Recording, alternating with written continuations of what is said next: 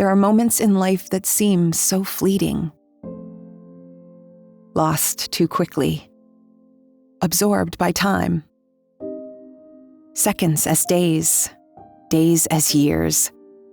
Time is always shifting, seemingly unaware of our desire to manage it.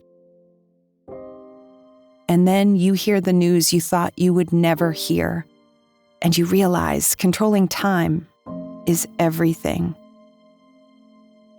The radiologist was on the phone and he said, "Do you have somewhere you can sit down?" I cannot believe I'm delivering this news to you, but you have breast cancer. Miss Hill, you have breast cancer. Everything freezes, so time completely stops when you get a cancer diagnosis. I found a lump and went to see a surgeon. He was going on a 2-week vacation.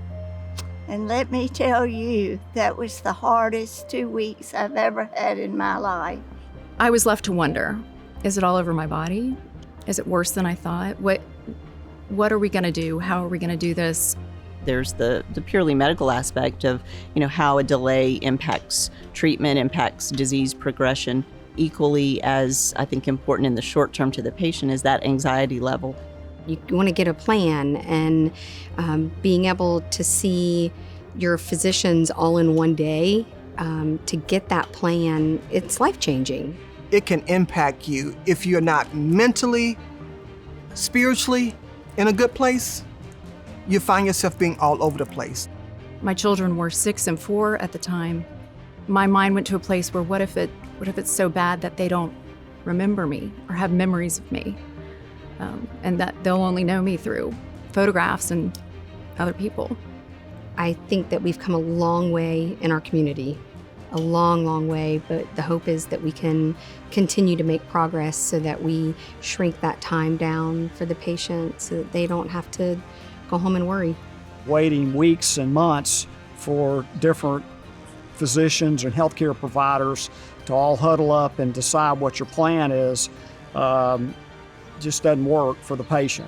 If we truly are, your hospital for life, then it makes sense that we put everything we have into what is going to be most successful, most helpful for the patients. If we can close that gap, that would be great. It would save a lot of women's lives. It is possible because it does happen in other areas where they have a breast health center. I really feel very convicted about being part of a breast center in Tallahassee, a regional breast center that can give women who can't afford to travel to other types of places the type of care that I was fortunate enough to receive. We're not in control. We only think we are. Condensing that time gives you answers and puts you on a path to getting better, to eliminating your cancer, that day when you're going to be cancer-free. That's where it gets you. I believe in my heart that the best is yet to come.